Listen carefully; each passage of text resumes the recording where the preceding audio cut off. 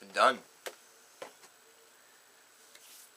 Slipknot, point 5. A great chapter. 14 new tracks, 16 if you got the deluxe edition. We've already talked about 3 of them. There's been roughly 6 that have been released, so I mean, at this point in time, for some of you, there's really not much of a surprise. There's really not much new material to really scour. It's instead only about half of an album that you have to look forward to whenever this album is released. But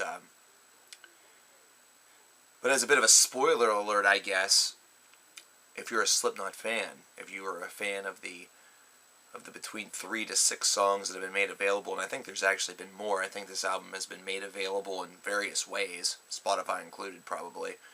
At least that's what their Wikipedia page said.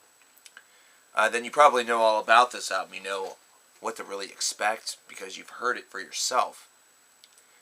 Myself personally, going into this, we had just talked about the 3 songs, Custard, The Negative One, and The Devil and I. So there was 11 tracks, 11 fresh tracks to really talk about. And at least on this channel, there were definitely some varied opinions about the 3 tracks that we talked about. But let me tell you, this is an album that's not to be underestimated. This is an album that's actually, well, it may have actually turned back the clock to 4 years ago and made me look like a pretty big dummy for talking about the Slipknot the way that I did. Now, obviously, this album's title is based off of Paul Gray. You know, of course, a couple of years ago, he unfortunately passed away. And there's definitely some references to that on this album. There's definitely tributes on this. In fact, I'm just going to start off by saying I'm proud of Slipknot. I really am. I'm proud of Slipknot for putting on a song like Goodbye on this record. I'm also proud and intrigued by the fact that they didn't put this as the last track, but we're going to get to that. Put it smack dab in the middle of the record, and it's definitely one that really feels like a tribute. It really feels like truthfully saying goodbye to a friend, and doing it in song form. Even if that's not the intent, even if that's not really what it's about, it definitely has an interpretation for me, like them bidding their friend farewell. You know, words, saying words such as, we used to always think that, nothing could bring us down, that nothing could stop us, nothing could stand in our way. I'm paraphrasing, of course, but you get the general idea. It definitely feels personal. It definitely feels extremely personal. There are things about this album that really impress me about the band. We've just talked about 4 discs worth of Slipknot material, and now, with number 5, I can generally say that they've done some things that have impressed me. Reflecting on their career, really diving back into their career, and I really expected to have a lot more justification for what I said back in 2010, but it didn't happen.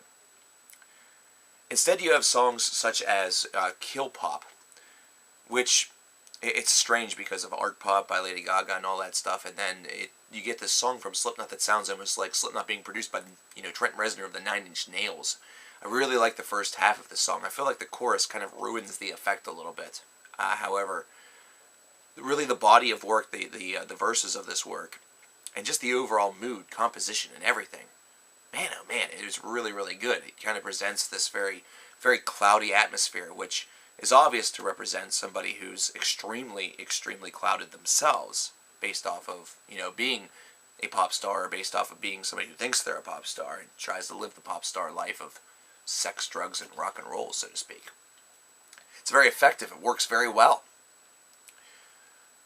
The introduction to this the introduction to this album certainly opens it on kind of a chilling note, kind of a strange note. It definitely makes you curious about what you're about to undertake, what's going to happen here.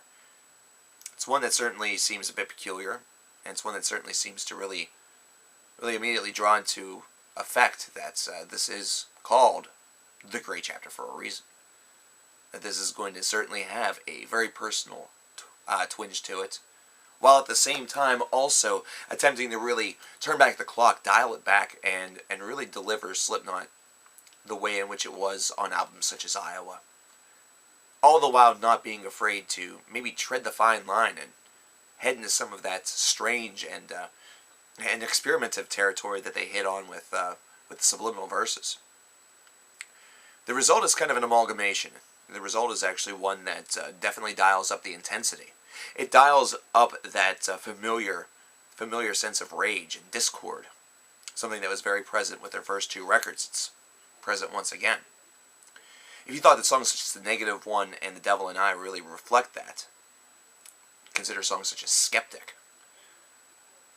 Really, the two songs that were presented as singles were merely the tip of the iceberg, which is actually the sign of an album done right, or as far as a single release is concerned. A single release done right.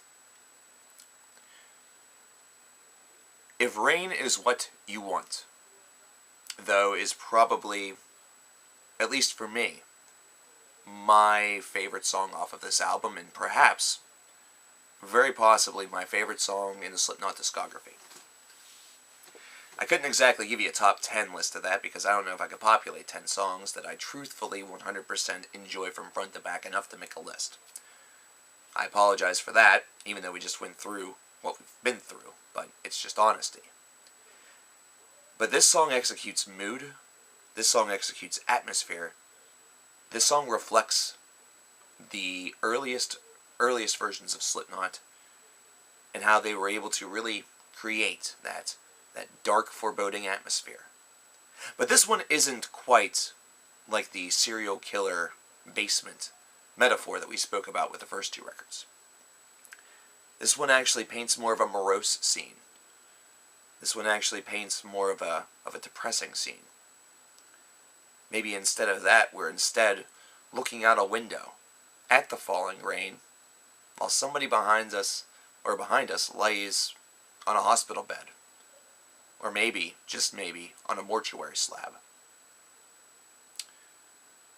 This song and Goodbye combined may cause Slipknot fans of a weaker constitution to tear up. It will actually harken back some memories of Paul. I feel that because, even as myself, not being a huge fan of the band for all of these years, I felt that emotion. They were able to get through to me. And I've been a staunch opposer for quite some time. Do not sleep on this album. Don't sleep with this album either. Even though the CD has that little hole in the middle, your dick won't fit. Unless you're really tiny, which some of you probably are. But don't sleep on this album if you're thinking that this is just going to be another Slipknot release. Don't sleep on this album if you think that it's going to be an All Hope Is Gone, if you didn't like that album. Don't sleep on this album if you think that 6 years and losing two key members is really going to be the death knell of this group. In fact, if anything, it's given them the freedom to diversify a little bit more through their own audio representation and tribute to the people that they have lost, especially with Paul. Even though I'm sure that, they miss Joey too, but, he's still alive. Don't sleep on this disc also because of what swirls around these hiatuses, how the band seems to always come back a little bit different. And don't sleep on this album based on the fact that maybe some of the things that you heard did give you that feeling that old Slipknot was back, only to have that feeling kind of removed with some of the other tracks that premiered. Now, this is an album that you should listen to. This is one that you should undertake from track 1 to track 14. Really, right whenever you listen to the very first two tracks on this album, it has that epic feel. It has that important album feel. It has that feel of a disc that's very focused and has tremendous scope, but also has a lot of internal wherewithal. It has its cognitions together. It's focused, mature, and it's very cerebral. It's not a perfect album. Nowhere close.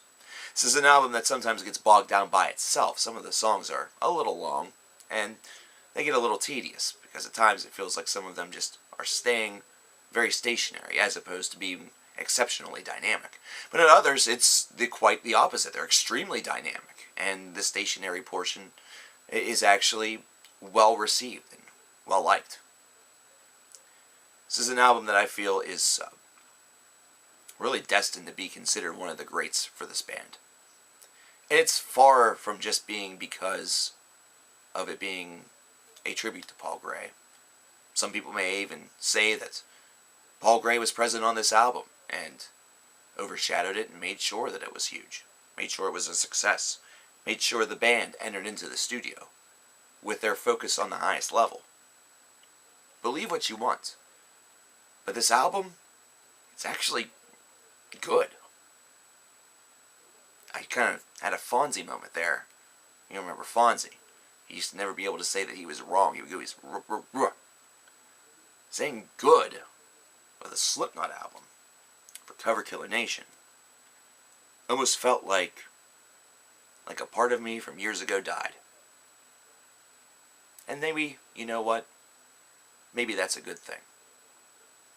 Maybe that's one more thing, one more wrong that can be, made right. Most of you probably won't feel that way because most of you came on board because I said terrible things about the band and this and that. We all grow up. We all mature. This is a very mature record. This is one that's impossible for me to say too many bad things about. What did you guys think about it? Have you heard it yet? I'm sure you will soon. I'm sure if you're viewing this video right now, you've heard a lot of it. And I'm sure that if you're viewing this video right now, in the future, that you've heard all of it. Let me know what you think about it in the comments below. What were your favorite moments? What were moments that you didn't like? And if you didn't like the album, or if you don't like me, whatever, tell me why. If you like me, tell me why too, because, I like you too. But just as a friend. Gotta say, I'm impressed. I'm pleased. I didn't sit here and shit all over this album. That's an accomplishment. The therapy worked. There was no actual therapy.